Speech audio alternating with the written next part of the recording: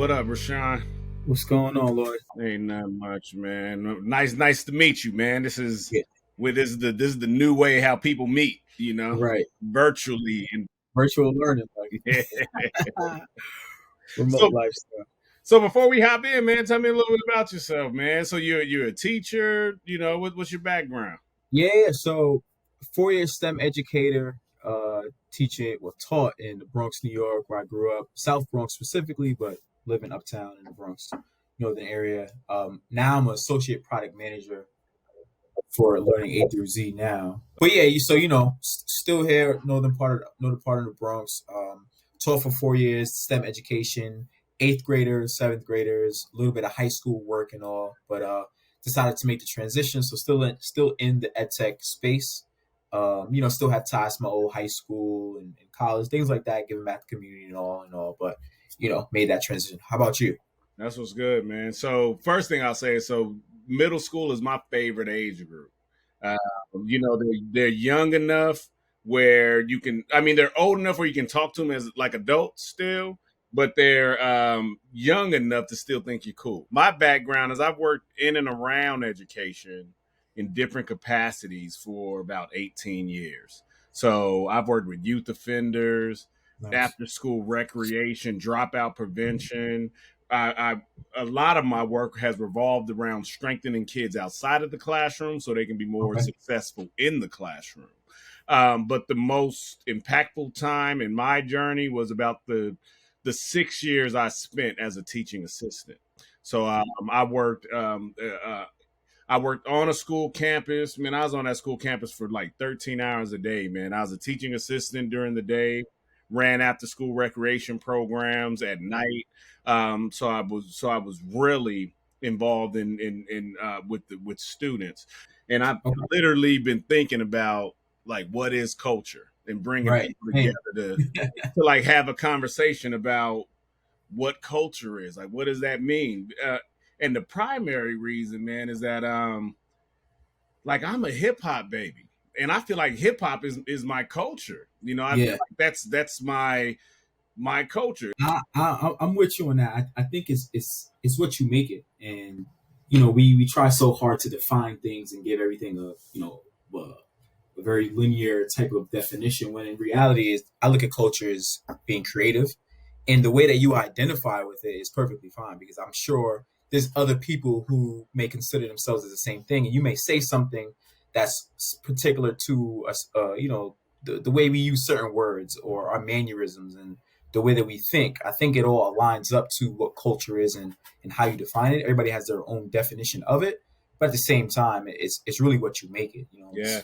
It's funny because when I got into the classroom, the first thing I asked them is, what do you notice about me? The first day of class, and all kids will say, African American, you're black, you're tall, it looks like you play basketball, and you might listen to the music we listen to, and I'm like, yeah, you got it. Like, if you open up, if you play a song right now, more than likely I'll know what it is. You know what I'm saying? And I think that in it that in itself is a true definition of what culture is. Based on the demographic of the kids we're teaching. Because the question is, in what ways is culture experienced and expressed in your classroom by you, by students, by your students? Because my response to that is, and again, I'm removed from the classroom now. I haven't been Mhm. in a classroom teaching in that capacity in years. Now I'm more in a supportive role. Right. But when I go back to my thoughts about when I was in the classroom, I don't know if culture was expressed well. Like I Mm. feel like what happened more so in the schools that I experienced was they really tried to make students fit into a box in this one size fits all. They're coming in with maybe things that represent their culture, right? Maybe the clothes a little baggy, they got the hat on. I saw kids more so being judged or take the hat off or whatever the case may be. So I just don't know if and that's why I'm interested if your experience was the same. I don't know if I've experienced culture being expressed well in classrooms. I mean, outside of like Black History Month, and then they do the, then they do the traditional. They got the black figures, Martin Luther King on the wall, and they do a couple lessons. But throughout the year, the other 8, 7 months of the year, I don't know if I've actually seen, and I'm really trying to recall if I've seen a school really doing a good job of celebrating the identity of their students outside of those once a month, once a year cultural celebrations. Was it the same for you, or Yeah. what? So luckily enough for me, it was, and I felt at home in the classroom, and I tried my best to make students feel that way as well. So the perks and just going to background, I taught 20 minutes away from where I grew up. So, we always joke about the South Bronx being a little bit different from what we call Uptown Bronx. And I lived uptown, but I taught in the South Bronx. And even with that differentiation, culture was expressed in the classroom, and it was comfortable, it was natural. Yeah. So there wasn't a learning curve, because what I feel often happens, and this is interesting conversation. So I feel what often happens is you have teachers that are coming from a different culture, a different environment, and then they're being inserted into these, especially when we're talking about kind of underserved communities, more urban communities. And you have this teacher that might be coming from Iowa, right? And they were on the farm, and now they're in the middle of this school in this community, and there's like a disconnect. And because they're bringing in their implicit bias, like things they may not even recognize, and they're bringing it into the classroom because they've only experienced people from this community via movies or music, or the stereotypes that they're taught. Yeah, no, it's you hit it right on the nail, And I always told the students the beauty of being in the middle school or just being in school in general, you have so many different teachers, right? And everyone plays a specific role. And I always ask my students, how many teachers have you had that look like you, and that were the same color as you, or that spoke the same way. There was a time to be professional, and then kids would use slang, and they would say certain words that I'd pick up on, and they're like, "Oh, like how'd you know?" It's like, listen, I grew up around the block. It's Yeah. not like I'm from where you're from. You are literally me a few years ago. Whereas they're in another classroom with a teacher from Long Island or somewhere far out, and they can use certain words, and they can do certain things, and the teacher's not really in the know. So I tell them, you pick up and you benefit from having such variety, because even though that teacher is not where you're from, they're going to expose you to where they're from. And respect is a huge part of it. And I think it's also, there's ownership on the teacher to still realize that this student deserves respect. The student is a human being. The student is, they're not a robot. And so respect goes both ways. All right, so like a big thing that's going on, and I feel like we can't have, especially they got two brothers on here having a conversation. I don't think we can. I don't think we can talk without addressing the elephant that's kind of in the room when in this discussion of cultural responsiveness, because there's like a big debate going on nationally around critical race theory and what place it has in the classroom. So, how do you feel that is playing into cultural responsiveness? Do you feel like it's making it harder for teachers right now? Do you feel like it's just what's your thoughts on it? I think 100% is making things difficult for teachers, rightfully so, because they're getting put in a situation where it's something that's uncomfortable to, whether you're talking to African American students or white students, Caucasian, it doesn't matter. You're making students uncomfortable because this is the reality of it.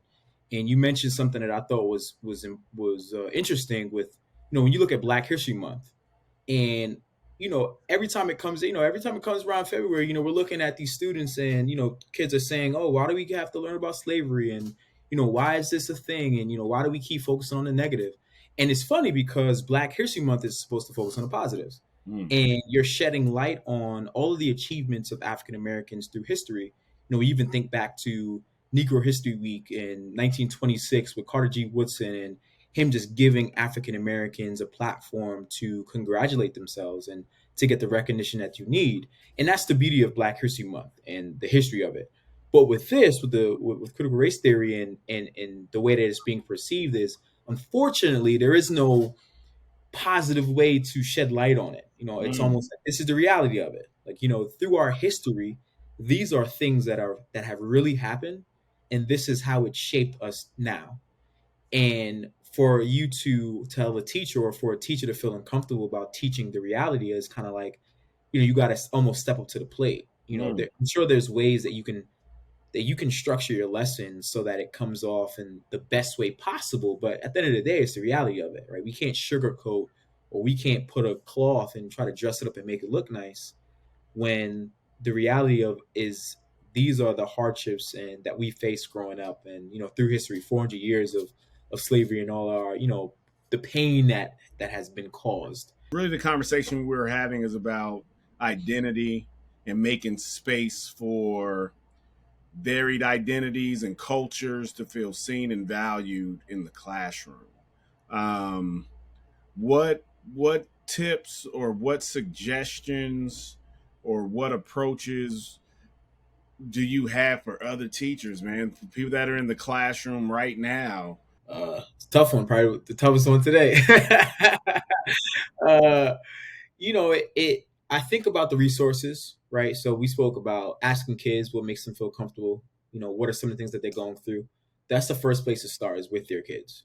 Figuring out, how do their kids identify, whether it's sexually, or mentally, or color, race. What do kids actually feel? I think that teachers almost disregard that, or they just come up with an assumption and they run with it. Yeah. But you'll be surprised to see how many kids actually have a voice and an opinion. And then speak with your teacher teams and your schools. Maybe I've seen more schools start to come up with a game plan about how to approach that.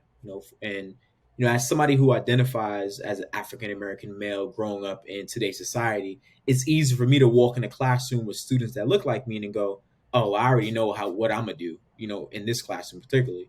But if I'm ever put into a classroom with kids that don't look like me, what's my approach? Can I be my natural self? Do I have to approach it differently? And it takes time, 100%. But through talking with different teams and different schools, seeing if they have programs set up. If not, if there are teachers who don't have the resources at their school, their students aren't giving them much, maybe. I'm sure 100% there are. There's resources online. There's tons of organizations, even non for profits, right? There's tons of organizations that are specifically catered to, all right, well, you want to be culturally responsive, come to a training, or, come to a workshop where we can expose you to some of the things that students don't feel the need to say, but here are some things that'll make them feel comfortable in the classroom. So I also think it's important for people not to be lazy. Like, know that we're not all a monolith. Be intentional. Like, I like what you're saying about seek out the information. Like, it's out there. Seek out the safe spaces for you to try to learn. Don't just run up on a black person or a person of another culture and say, "Hey, teach me," because it's nobody. That's not going to work. But but seek out safe spaces and seek out environments where people are giving out the information, and then be intentional about inserting yourself in there, especially when you know that you work with a diverse group of folks. Rashan, man, I've appreciated talking to you, man. Yeah, Like, I can tell you're a thoughtful guy, man. I'm sure you've impacted the kids you've worked with in some amazing ways. so yeah, no, this is wonderful, man. I appreciate the conversation. As you mentioned before, this is something that we can keep on going.